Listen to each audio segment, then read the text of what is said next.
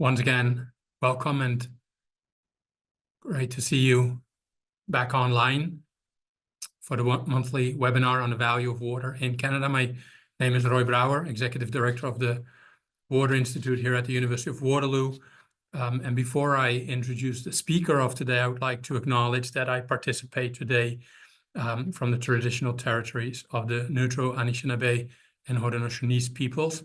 You see a map here of the Kitchener-Waterloo region. Our main campus is situated on the Haldimand Tract, the land that was granted to the Six Nations that includes 6 miles on each side of the Grand River, the watershed in which we live and work. University of Waterloo and the Water Institute is actively committed to reconciliation taking place across our campuses through research, learning, teaching, and community building, and is centralized within our Office of Indigenous Relations.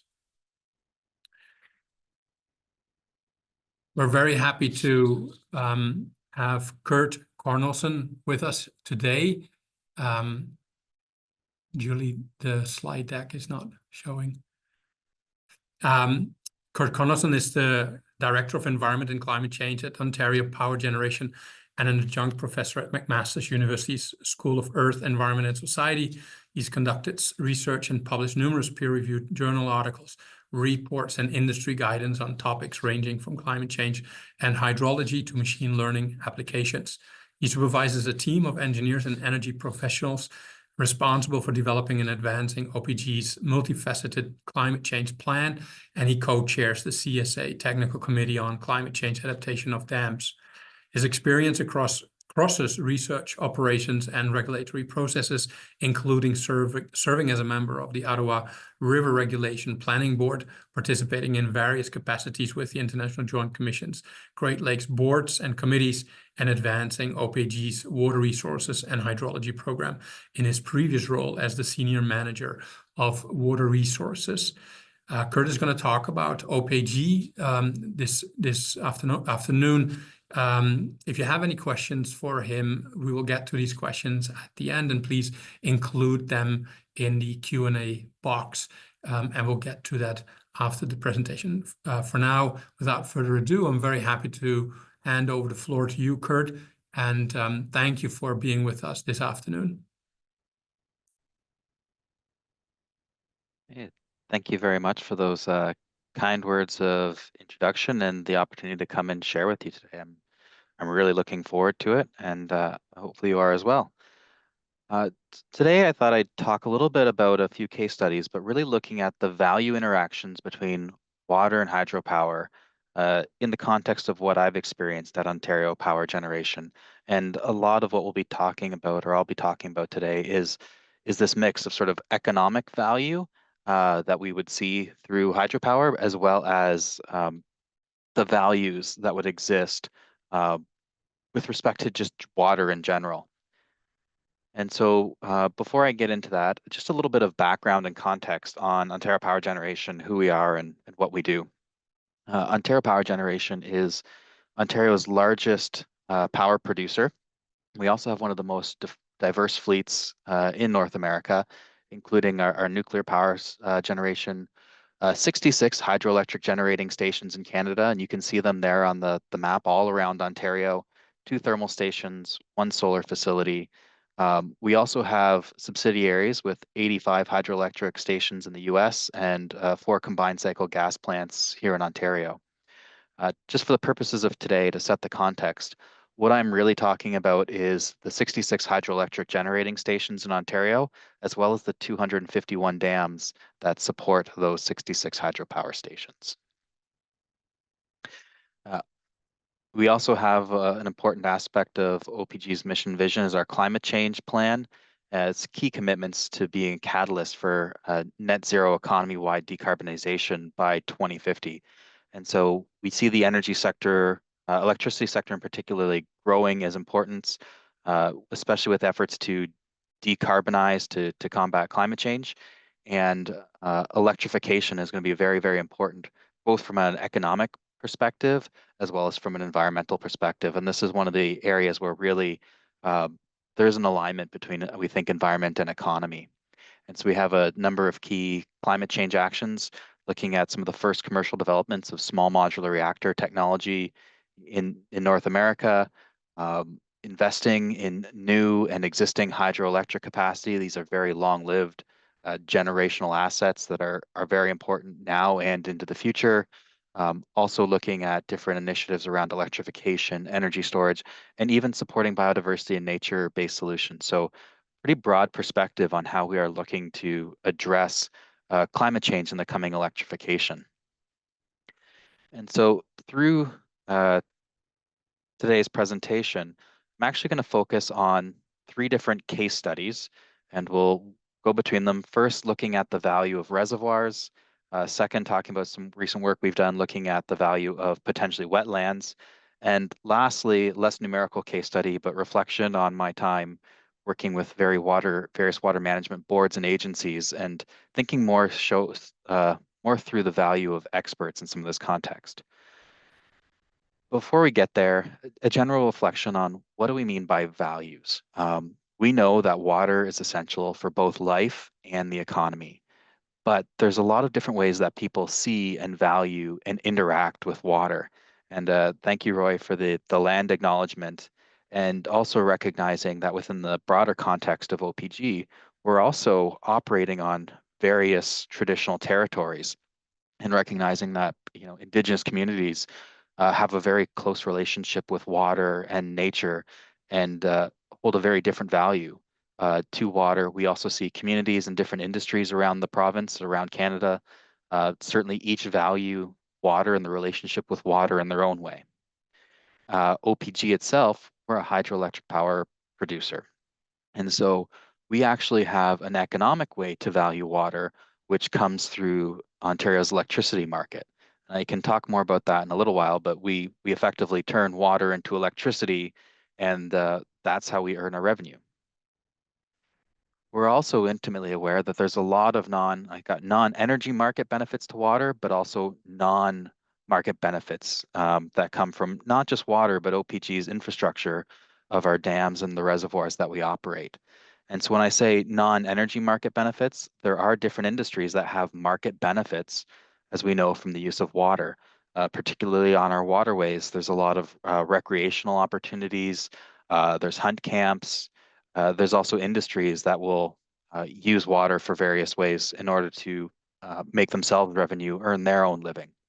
But there's also a lot of non-market, less tangible benefits that come from the use of water, but that are also directly attributable to OPG's dams and reservoirs.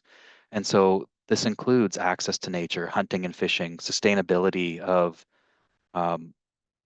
various landscapes and water bodies. And so we also have to think through what does nature look like, and what is the human presence and alteration of what was the natural environment, but also recognizing that in many of these cases, hydroelectric reservoirs and generating stations can be quite old. Some of our stations have been operating for more than 120 years. And so there have been now generations of species that have grown up with reservoir operations as part of their landscape, as part of their nature. So thinking this through, we're going to be looking at this more of, let's say, a tug of war, as this figure shows, but more of a negotiation. There's the social contract of values that exist. And so the first case study comes from a few years ago, done by several groups within OPG, but what is the value of the reservoirs that we have as some of these social constructs changed? So it's important to understand where we fit into the broader electricity system and the nexus that particularly hydropower plays. And so there are trade-offs that are always happening between energy, society, the environment, and the economy, and the relative weight of the values that we place on each of those, and recognizing that those also change with time. This figure on the right shows what I call Ontario's water world. And so, naturally, I have put Ontario Power Generation right in the center of OPG's water world, or of the water world. But in fact, that's probably not actually an accurate representation. In many cases, hydroelectric power production is actually lower on the pecking order of things that are important and valued as part of this negotiated social contract that we have in Ontario. And what you see in this figure is the regulators on the left, the users like ourselves and other users of water on the right, and the various activities that we are interested in um, on the far right-hand side. And to the best of my ability, I've tried to connect each of the users to the various regulators and activities. And just saying these regulators as well, they don't exist on every single water body within the province of Ontario. So some of these regulators focus on transboundary waters, either between provinces or between nations. Um, and depending whether certain water bodies are federal or provincial jurisdiction, changes the different regulators that we interact with on a regular basis. The other one that I've specifically called out with their symbol of themselves is the IESO. It's the Independent Electricity System Operator that exists here in Ontario. We're the ones that run Ontario's electricity market. And so they get a special call out because that is how we get economic benefits from the water and our infrastructure. And so understanding the interactions of these systems is actually important for understanding uh, both the economic benefits we get directly from the production of power, but also the various non-market benefits or other economy benefits that come from the existence of our reservoirs. And so this first case study actually comes from a movement we're seeing more and more. You will see this protest signs here as this image, but this pressure to renaturalize rivers. And to some extent, we're even seeing in different countries pressure to remove dams. And in fact, certain dams have been removed from different rivers. Um, and so in Canada and Ontario in particular, we're not necessarily seeing uh, consolidated efforts for removing dams, although certainly that question has come up. But one of the big changes that we've had is requests about changing flow regimes in terms of renaturalizing rivers. And so this case study, this is something that really happened a few years ago. And one of the regulatory changes that was being proposed was the consideration of what happens if you consider flows and levels to be part of fish habitat. And then what does that mean for the rest of the system? And so people had a notional idea of what that meant, but in terms of the concept, it actually sounds really good for the environment to know what that means. But the devil is always in the details. And so what do we actually mean when we would consider potentially flows and levels part of fish habitat, or when we are trying to get ourselves to or what would be now a more natural regime, especially considering that, as I said earlier, so many rivers in Ontario have been dammed now for many decades, and we are not effectively dealing with a natural system anymore. But we turned ourselves to figure out some of the ambiguity of this to the literature, and there seems to be a little bit of a consensus forming when we say things like considering flows as part of that fish habitat. Well, that means let's pass 80% of the instantaneous natural inflow that comes into a reservoir out. So it really limits our ability to store and use some of that water. And as you'll see, we also did a sensitivity around some of this range. Um, but before I get there, I want to provide a little bit of context of water management plans and generally water reservoir operations in the province of Ontario. And so a lot of reservoirs operate on a seasonal cycle, meeting regulatory requirements. And so this particular example is one, it's a good example because it shows how dynamic this can be from a process called water management planning. And so as a little bit of a history lesson, in prior to the 2000s, the electricity system in Ontario was run by Ontario Hydro, which was a crown corporation. And so there was a vested interest within that crown corporation to broadly represent the interests of the public as well as producing electricity. In the early 2000s, the decision was made to open up a competitive energy market in the province.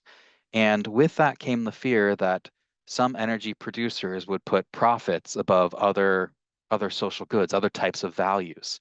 And so water management planning was put in place at that time to recognize those other values that exist. And so this is an example of reservoir management plan. This is the Dog Lake Reservoir above the city of Thunder Bay, upstream of Thunder Bay. And so you'll see this typical pattern exist throughout the province of Ontario. It's not a prescriptive plan in that we have ranges of flows that we meet. And moving across the graph from left to right, we start with the seasonal drawdown. So January, usually into the March, April time period. At this point, the reservoirs are slowly drop down, and this has two big benefits. Number one, it gives us space to fill the reservoirs during the spring, what we call the freshet. So that's the period of higher rainfall in the spring, as well as snow melt, which tends to increase the flow in rivers, sometimes resulting in flooding. And so there's a flood mitigation benefit to that. The other thing is that that is also one of the traditional heating seasons within Canada, being a cold weather climate. And so being able to use that additional flow during drawdown also allows us to produce electricity. And so there's a double benefit for that. In the middle of the graph, you'll see what in most rivers is actually a big step. And I'm talking, hopefully you can see my mouse, about this broader step all the way up. It's fairly square, and that represents the limits for the navigation season. And so throughout the province, we see the summer navigation range, usually starting on the Victoria Day long weekend. In this case, it ends around the Labor Day weekend, but often extends to the Thanksgiving weekend. In this particular case, there's also this little notch that's taken out during the refill period to give us additional flexibility for water to support fish spawning. And there's also a little angled piece at the end as we get towards the late summer, um, recognizing that natural inflows don't always actually allow us to keep the reservoir up into the range if that had been a step. The other thing you will see though is these are designed actually as steps, and it is impossible for OPG, for example, to wait until early May and then just fill this reservoir and sort of ride straight up. It takes a lot of advanced planning, and it's also important to remember that these are designed as a multi-stakeholder approach, meaning there was extensive consultation undertaken by the Government of Ontario, the various stakeholders, rights holders, and other interests when deciding and setting up these plans.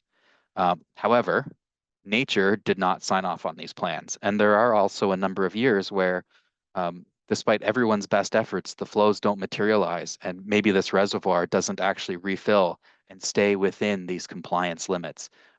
That's also just part of operating in a natural system and working with nature. And so if we have this question of, are we going to pass 80% inflows? It means we are actually having to change this reservoir regulation cycle. And what does that actually look like? And so we explored two different alternatives here. So one is meeting the summer range.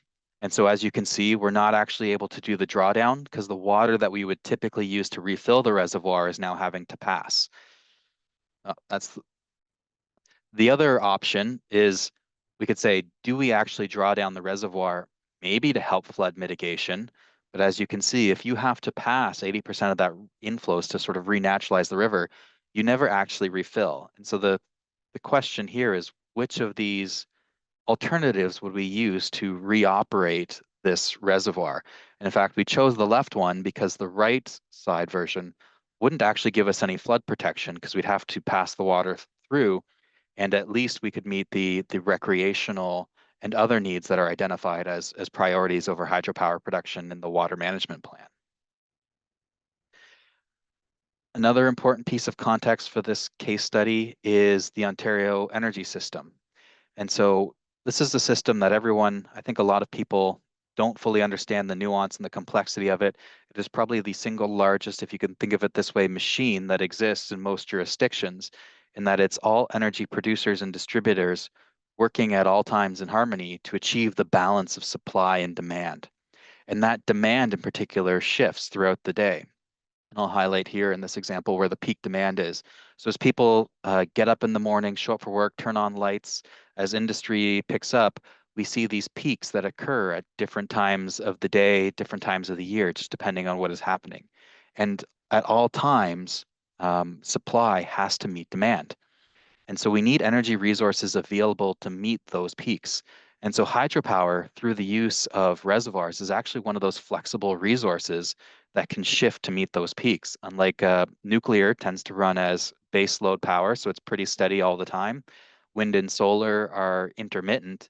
But the other thing that can peak as well as hydro is gas, oil, or biomass. And primarily in Ontario, that's through natural gas-fired generation. So that's the other important resource within the electricity system. And so trying to figure out actually what would be the relative impact, the economic impact of this idea of renaturalizing rivers, we were able to take the flows and levels that you saw in these graphs, figure out what those inflows were going to be, turn that into hydropower production, and that gave us a sense of what timing and what availability of energy would change. And so what we turned to then is a capacity expansion model. So this is a group that works within OPG, helping develop some of our corporate strategy and some of our expansion plans. And what they have is a model of Ontario's electricity system. This is a fairly generic figure that you can see that gives you a sense of what actually happens within that model. But basically, all the different sources of electricity supply are provided to the model, the different sources of demand, the limitations on each of those resources, and what the model does is for each time period has a sense of the amount of energy available, the expected price for that energy, and does an optimization to figure out what is the cost optimal way to produce that amount of electricity. Anytime we have a year, an instance where supply is less than demand, it tells us that we need to build a new source of energy. And because it's a cost optimal model, it's looking for the lowest cost way for that new supply to be built. And one of the fundamental rules is that there can never be unserved load, because that means blackouts, brownouts, and an unreliable power grid. Now, for the most part, especially when this study was done in the late 2010s, 2018, 2019, the cheapest way, and especially the cheapest way to meet peaking demand, which is largely still the case today, is through use of natural gas. And so what happens if our reservoirs were changed the operation? How much less energy would we get, and what would be the results of that? So overall, OPG would say only lose, but 0.8 to 1.4 terawatt hours of hydropower generation. So this is a fair amount of electricity, but not a massive number when you're considering the entirety of Ontario's electricity grid, because as that water flows through, we're still able to turn it into electricity. But those higher flow scenarios, they do result in lower energy production, but the big loss is peaking capacity, the ability to time shift. And what that means is more gas-fired generation coming on in the province to fill that gap, resulting in about a half a megaton more carbon dioxide, which at this time you're looking about two megatons, 2 to 3 megatons of carbon dioxide. So a pretty significant percentage increase in actually the amount of CO2 emissions, which certainly plays against other environmental priorities and values. Economically, this would have a direct cost on our ratepayers of $40 to $75 million per year coming from that cost benefit model. But the biggest thing is the capacity cost. So as it stands, without those hydropower reservoirs, you would actually need to build new gas plants to fill the gap. And so those are what we consider the capacity costs. And we'd be spending on average $200 million a year for a period of time to build the natural gas plants to meet the demand. So quite a substantial cost to ratepayers. That's not the only cost that we actually found in this evaluation. This is showing the example particularly of Dog Lake. We found this across a number of cities and communities and areas we look. So cities like Thunder Bay and Timmins, which benefit from the flood protection provided by OPG's reservoirs. And in this case, you're seeing the percentage increase in the freshet peak flows. And so the number of years that had a certain percentage. So 28% of those freshet months in the 30-year period we looked at had a 100 to 200% increase. And the numbers on the left-hand side of this pie chart are above that, in some cases up to almost 500% increase in peak flows, meaning limiting or removing those reservoirs would have very significant consequences in terms of flooding and potentially environmental damage downstream. And so hopefully this is a good example of some of the different ways that there are economic costs, but also conflict in terms of the values, or at least a social negotiation thinking through the broader social contract we have around the use of water, because there are costs and benefits to everything we do. The second case study looking at is valuing wetlands. And so this is actually a little bit of a thinking outside the box when it comes to climate change adaptation, done with our partners at Ducks Unlimited Canada for this particular study, and also a lot of work done with Aquanti. And so the idea is that we can develop wetlands to increase some of the base flow, and by doing so, increase generation and limit some flooding impacts. OPG is in a fairly unique position as our other hydropower producers that, potentially if we can build wetlands, we have an ability to monetize environmental protection and some other environmental benefits. It turns out no one had really asked the question in quite the way we were thinking of it before. And so we first contracted Ducks Unlimited to do a literature review to find out what was out in the scientific and the gray literature to see if this idea had any merit before we proceeded with the modeling. And so the answer, fortunately, came back to yes, with a big but. And just to explain a little bit more for those that aren't hydrologists, exactly what we're looking at, this is our nice representation of a landscape of a river basin. And wetlands play various roles within the landscape. Certainly, we're all aware of the habitat benefits, of the biodiversity benefits that come from wetlands, but they also work importantly in how they influence the hydrology of the region. And so you're seeing two different representations of wetlands here. So the first representation is this wetlands on the left-hand side here, which is a coastal wetland or near riverine wetland. And these work to directly store water. They also help direct some water into aquifers, into reservoirs. And you can also see this other wetland, green wetland, which is much further from the river itself. And what's happening here is it's storing water. It's not directly contributing to the river, but it's building up the aquifer over time with that water that is stored. And you get a very slow response as that water flows through the groundwater table into the river itself. And so that actually builds up what we call base flow, which is the steady flow that comes throughout the year. But from a purely hydropower perspective, we also have other types of wetlands, this is indicated by this red one here, that are disconnected. They don't necessarily directly feed the aquifer, or the evaporation from that wetland could exceed any aquifer recharge that it has, meaning it is actually a net sink on water flowing to the river. And so that was the yes, but you also have to be very careful on the types of wetlands that are in an area, whether this works.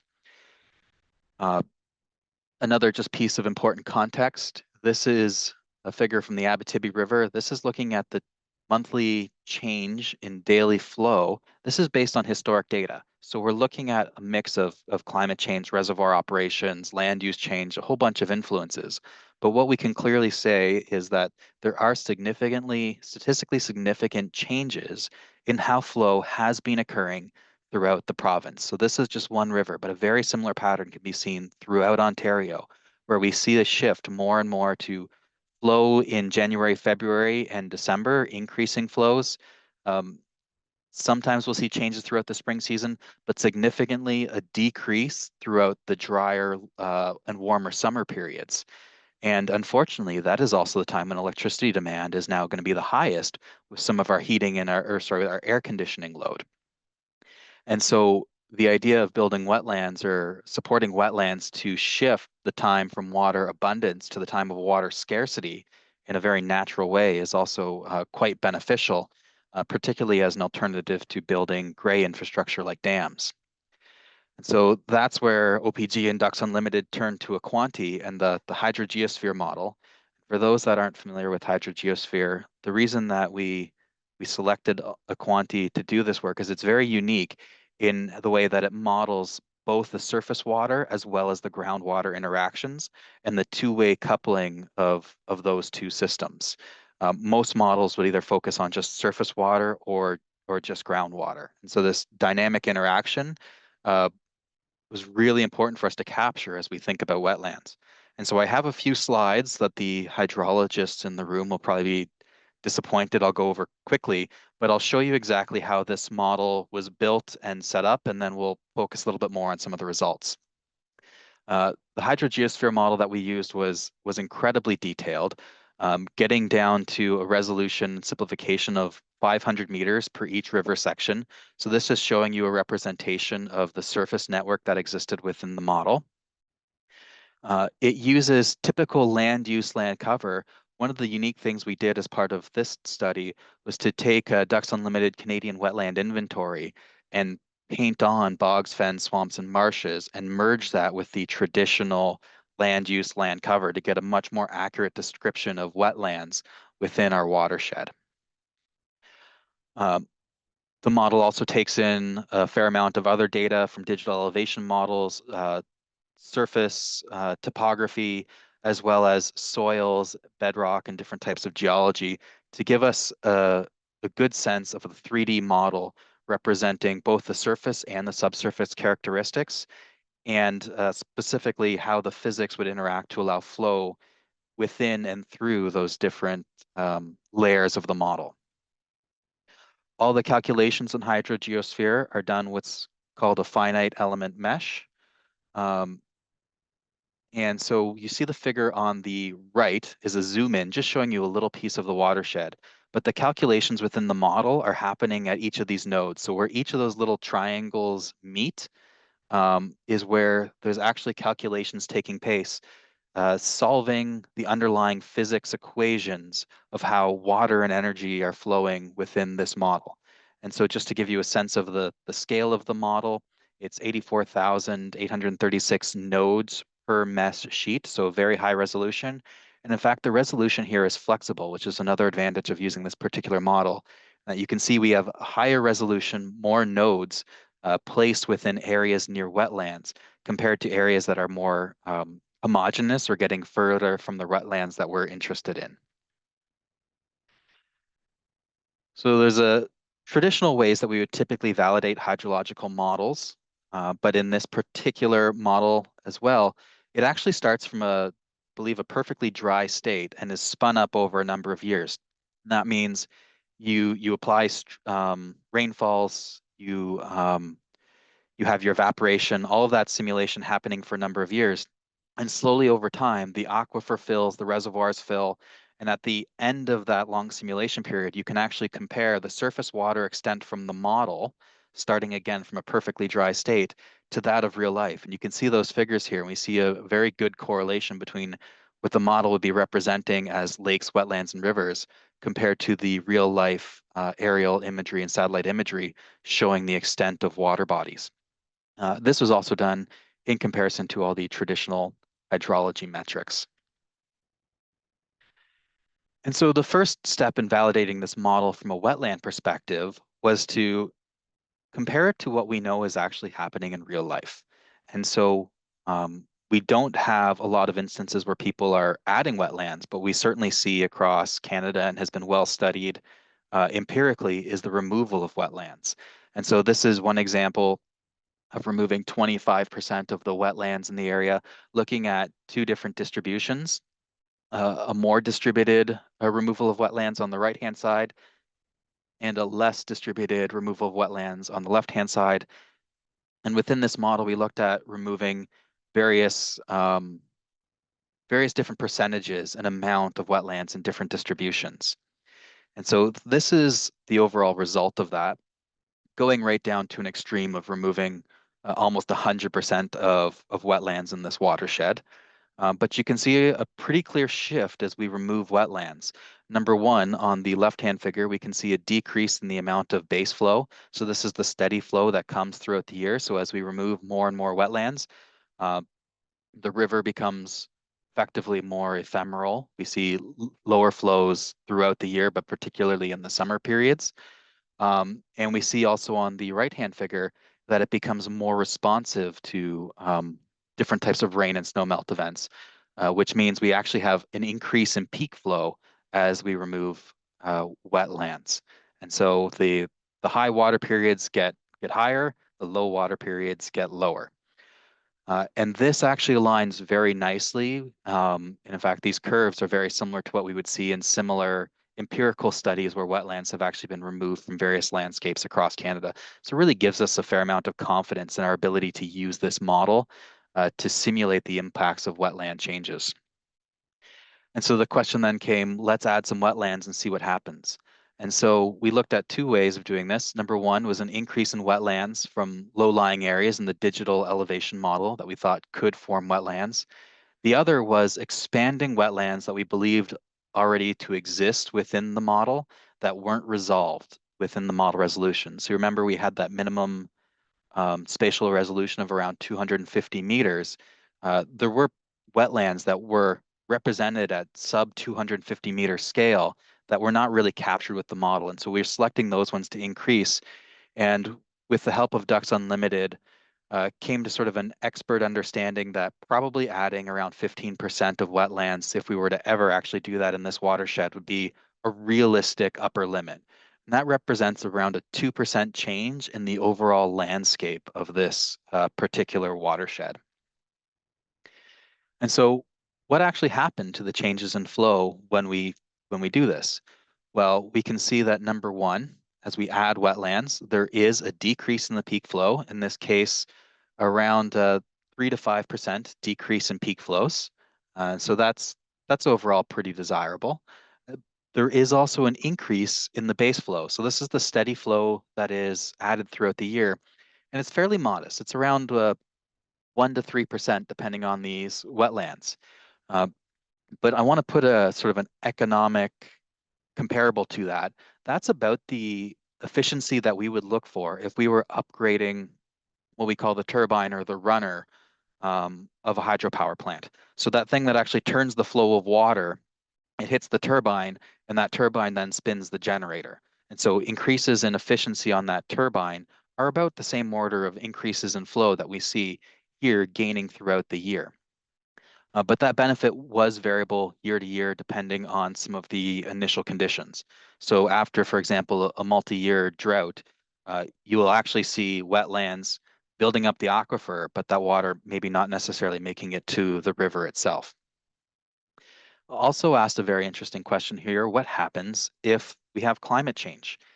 And a couple of things just on this figure. You can see from the left and the right-hand side, these are mid and late century under the high emission scenario. From the perspective of the discussions today, when we see T ensemble, G ensemble, inner and outer domain, these are various setups of the WRF model, which was the climate model, the high resolution climate model that was being used. So you can just think of this as various model runs to look at different sources of uncertainty. But what we found under the climate change scenarios was that the benefit is even of wetlands is even more pronounced, where you could be seeing up to 6, 8, 10% increase in flow in the summer months, particularly, as well as a 3 to 5% decrease in flow during those spring freshet, the peak months. Now, what's not on here is the difference climate change without climate change. So overall, that same pattern that we saw earlier is going to be exacerbated with climate change. Adding wetlands doesn't recover the difference from climate change. All it does is mitigate the impact. So it's not that this isn't overall sort of a negative trend from a seasonal perspective, but certainly having a larger percentage of wetlands makes the situation from climate change, I would say, less bad as opposed to good. And so where do we go from there? We take those inflows from the hydrogeosphere model. We use those in OPG's version of our forecasting model. And we use that to route the water downstream, combine it with some of the other reservoirs on this particular watershed, and put that through our energy production model. So we were able to see actually what is going to be the benefit. And as expected, building those 15% of wetlands would actually give us 3% more revenue every year through hydropower production. And so what we're starting to see is this development of a business case of costs versus benefits. And that really depends on the development options, the co-benefits, because as we're thinking of any sort of business case, there's always the revenue versus cost and making sure that we actually have that right ratio. And one of the things is dams are not necessarily cheap infrastructure to be building. And so there's quite a bit of cost. And so how do we maximize that revenue? And how do we do that in a way that we think would be socially acceptable? And that's where Ducks Unlimited gave us another sort of very novel thinking about how we'd approach this problem. And that's with these little guys, and setting up what we call beaver dam analogs and getting them to help us potentially in this process. And so we're all very familiar with beavers being nature's engineers. No, we are not talking about parachuting beavers into the watershed, as has happened, in the past, but building what we call beaver dam analogs. And so this is something that Ducks Unlimited is looking to explore more in Ontario. It has been done more in the Western United States and in Canada. And the idea here is that you can send a small crew onto site using material that is already available. You can see you put these things like these posts in the ground and you start to weave a few sticks in and out. So effectively, you build a proto beaver dam. And what happens is the sound of the flowing water attracts the beavers. They come in and they finish what people have started, and they build these beaver dams where you have set up these initial analogs. And if you put them together, it works as an ecological catalyst, um, in that the beavers will eventually come in and build greater and greater wetland complexes and maintain those for a number of years. And so there's potentially a lot of benefits to this sort of very low impact approach to building some of these wetlands. Now, unfortunately, um, this is still an idea in Ontario. The actual applicability of it, the what the costs are, is not yet certain. So that is something I'll give a little plug that Ducks Unlimited is also looking for more partners and sponsors to actually pilot this type of work in Ontario and better understand what the costs and feasibility of it would be. The the last case study I want to talk about isn't so much a study, but real world experience in the value of experts as well as relationships in the world of water management. And relationships are never greater strained than in a time of crisis, as I'll talk about. But within Ontario, there's a number of different decision-making bodies related to water management, and each have their own unique regulatory and governance structures. But in the time that I've been with OPG, particularly doing some water management, there was a number of, and in each of these cases, record floods that happened throughout the province. And so 2017, 2019, and 2022 were all very notable flood years on the Ottawa River and its tributaries, along Lake Ontario and the St. Lawrence River, Lake Nipigon and its tributaries, Muskoka region, and in 2022 in particular, isolated to the Lake of the Woods and the English Winnipeg rivers. And in some cases, that flood event, according to Lake of the Woods Control Board, exceeded the historic 120-year historic record by almost 150%. So very large change to what we've seen before. And a lot of my work focusing particularly as a member of the Ottawa River Regulation Planning Board, as the group that actually oversees the reservoir management and operations all along the Ottawa River to mitigate flooding. And so just a couple of photos here from various years. This actually recently, one is even 2023. There was a little bit of flooding on some of the tributaries as well, but certainly the two major flood years that I was involved in was the post-mortem of the 2017 flood, and actually as part of the board during the 2019 flood. And so we have to recognize there's a lot of challenges that happen when we're actually in this emergency situation. It's also very important to know that both OPG and the other dam operators, we have people on the ground. People are looking at and actively making these decisions. They're not based on computers. And also, the water managers are very much in touch with the emergency managers, the police, the fire, municipalities, uh, actively talking about what they expect to happen, where they expect the water to be, and allowing municipal authorities to take appropriate action. Here is one example, though, of one of the challenges that comes up. So this is at Deux Rivières on the Ottawa River at the Deswachem generating station. And what you can see here looks like a dry riverbed, and that's because it is. There is actually from this generating station, we call a backwater effect. And so if you think about putting a kitchen funnel under your kitchen sink, you turn it on slowly, the water can make it through the narrow point of the funnel and there's no restriction. If you open the tap all the way up, often you can exceed the amount of flow that would come through the narrow section of the funnel. It would start backing up into the higher areas of the funnel. And the same thing happens with rivers. under these really high flow conditions, we can actually exceed the capacity of the river, and that water backs itself up upstream. And so what that can result on is if we did not hold this water level low enough, we would actually have flooding upstream, particularly in this case in the town of Mattawa. But as you can see from the little headline there, there's a lot of concerned citizens about this because it's something that doesn't necessarily make intuitive sense. And so it's really important to understand in these extreme situations, number one, for people, emotions run high. It's where we start to see conflicts of different values and interests. Uh, Also, this big change with increasing distrust that we're seeing with institutions, experts, and many counter narratives being promoted on various social media platforms. And all of this prompted in 2019 an independent review of flooding in Ontario by Special Advisor Mr. Doug McNeil. And I had the pleasure of spending some time with Mr. McNeil looking at the flooding and OPG's response to it. And I'll just conclude here by saying that in the end, he identified that there wasn't actually a lack of competent actions, that actually the events were handled quite well. The biggest takeaway we found was the importance of open communication, and more so communication and relationship building, helping people to understand the actions and the interactions of water systems in advance of these flood situations, and building up that level of trust in the experts that are working during those situations. And so there's a big upfront investment that hopefully pays advantage towards the end. And just adding in, when we get into these times of flooding, companies like OPG are not focused on producing energy. Our number one focus is not making money.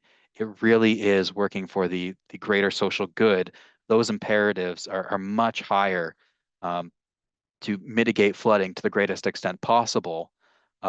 However, recognizing a reservoir is still limited. It only has a certain amount of capacity. There's only so much that can be done, especially when you're seeing some of the massive events that we've seen throughout Ontario in the last number of years.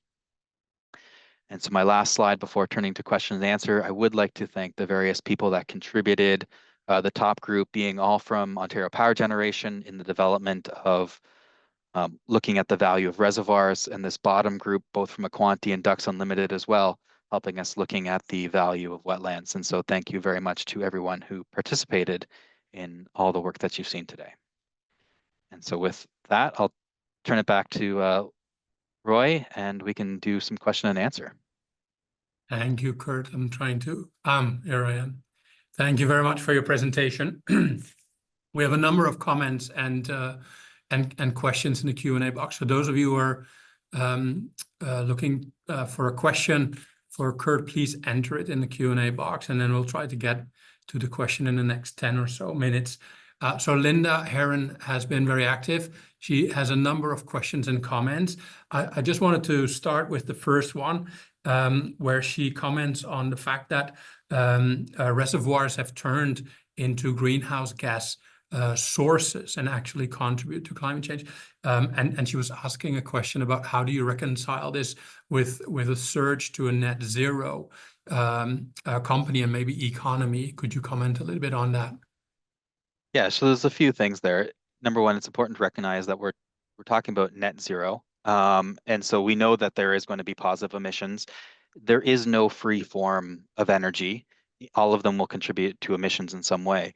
Also recognizing that reservoirs do have emissions, and it also changes very much where those reservoirs are. So in northern sort of the boreal climates, things like we have in Canada, reservoirs, as you do initially flood them, do have a higher amount of emissions than the natural background, but those emissions do tail off with the age of the reservoir, and much more so in Canada and northern latitudes than what we might see in tropical reservoirs. So I think that's really important to recognize, and that even though we do have reservoirs contributing to greenhouse gases, it is considerably lower than forms of electricity like natural gas.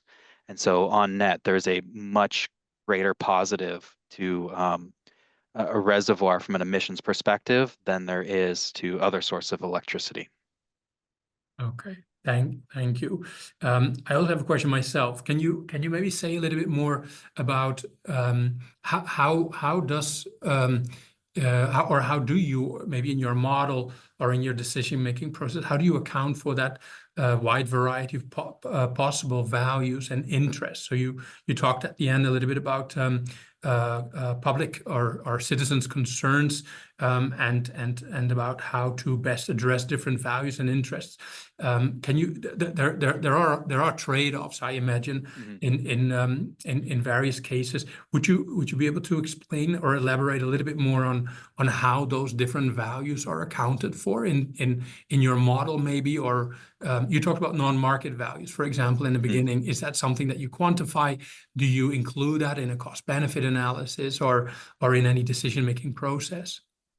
Oh yeah, that is the $1 million question: is how do you value the non-market benefits?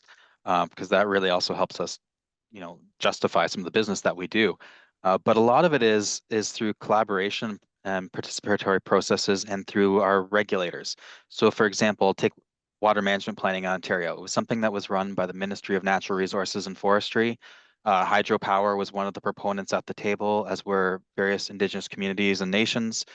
Uh, there was anglers, there was camp lodges, there was municipalities all participating as part of that process. And through that, there was active sort of discussions, consultations, and a setting of priorities within those water management plans. And so a water management plan is unique to each river system, um, and actually sets out the order of priority, saying what is going to be first. Is it going to be fish? Is it going to be water levels? Is it going to be recreation? And so within that plan, within our regulatory limits, are actually built in those priorities. Otherwise, we also take priorities from laws that are passed. Things like the Fishery Act clearly sets a priority for other things over hydropower. The International Joint Commission, we follow the Boundary Waters Treaty, which goes back to 1909. And at that time, the governments of Canada and the United States clearly identified the priorities for what they had of water, those being first and foremost human consumption, then navigation, then hydropower and irrigation. And so we look to those sort of regulatory structures. We participate, we educate, we inform, and use that as part of that developing that social contract. Okay, thank you. I'm going to make it very concrete or very specific based on a question from Caroline Hill-Smith. So she talks about site development of farmland around Hamilton Airport will exponentially increase flows emanating from important headwaters through increased runoff to 20 Creek and Welland River, particularly in changing precipitation patterns. And then her question is, am I correct in assuming that you would see this as a benefit to OPG, but to the detriment or cost of city infrastructure and water treatment with increased urban flooding and compromising water quality? So that's maybe a question that relates to these trade-offs. Yeah, maybe speaking to that a little bit more, let's say abstractly, in that I don't have specific information on exactly what's expected to happen there around the Hamilton Airport and the Welland River. But what we'd say is there's a greater imperative for us to have a solid social license with our host communities. So, we wouldn't want to see, and we have regularly sacrifice some level of energy production for greater social societal benefits. And so, we do not want to see people flooded so that we can make a few more extra pennies of hydropower production. Um, One good example is actually we've increased flow at a number of sites to maintain fish species during spawning time. Right, there is actually a cost in some of those cases to OPG from hydropower production, but we recognize that there's a greater environmental benefit, and we've worked with environmental groups to establish that. Okay. Thank you. Marijke Kallisvaart is asking if you have any publicly available reports that detail the findings from your work that you completed with Ducks Unlimited. We have not released the final report yet. We were looking at that, and also there was a draft manuscript that we were putting together with a quantity that might get submitted to a research journal. So hopefully that information will actually become available through those different means. Okay, thank you. And that will be, okay, so we can maybe even advertise that if you don't mind. Yeah, it hasn't been submitted yet, so hopefully you'll see it in a peer review journal I would say coming soon, but I can't promise the date. Thank you, thank you. There's another question from Linda about the fish passages. Can you tell us a little bit more about are there any plans to increase the number of fish passages in the future, for example? What are your experiences so far with these fish pass-bys? Yeah, there's two types of fish passages. So a lot of fish can move downstream uh, through spillways, but also I don't know if you're talking about fish ladders, and some of those are very species specific, and so we would look at those on an individual basis. Certainly, not all of our dams and reservoirs have uh, is what you would call fish passages, but neither do all fish actually want to transit up and downstream because recognizing a lot of the places where we would build a dam or hydropower facility were naturally waterfalls. And so there are certain species that would go upwards through rapids or waterfalls, but not many. And so those are all also based on the natural environment. But for example, we do have a fish ladder, particularly an eel ladder at our Saunders generating station on the St. Lawrence River that supports the life cycle of American eel coming from the ocean back up into Lake Ontario. And so we do actively monitor those fish, and then we also help transport American eel after spawning downstream past all of the generating stations, not just ours, but Hydro-Quebec's, to support the life cycle of that species. But it's very much dependent on river to river, species to species. Great. Thank you. So there's another question, and I'm not completely sure if it's from Tonya Del Santro or from Yves Prairie. It's a question about linking the topics of greenhouse gas emissions and wetlands. In the wetland mode, I can see the value of increasing wetlands for energy production, but I was wondering whether the CH4 emission associated with new wetlands have been included in your assessment. Yeah, you're absolutely right. So different types of wetlands have different types of emissions, and our understanding from Ducks Unlimited is that if we were to create brand new wetlands, there would be net emissions from that, positive emissions from that wetland. Um, Established wetlands tend to be a net sink, but again, landscape and wetland dependent. So there's probably a very good argument as an industry for the protection of wetlands, which supports both the carbon sink and maintaining flows in the river for hydropower. There is a much greater, I guess, discussion and trade-offs that you look at when it comes to building wetlands and what are some of the environmental benefits of building wetlands versus um, not, and how you can produce forms of electricity. But the other thing just to also keep in mind is that there are lots of areas within Canada where beavers have been hunted, trapped, extirpated. And so beaver habitat and wetlands are actually a natural part of the landscape that was at one point removed from the landscape. And so again, there's these trade-offs. There's active discussion and science and greater monitoring and understanding that needs to go on before we step in and start building a whole lot of wetlands all over the place. Okay, thank you.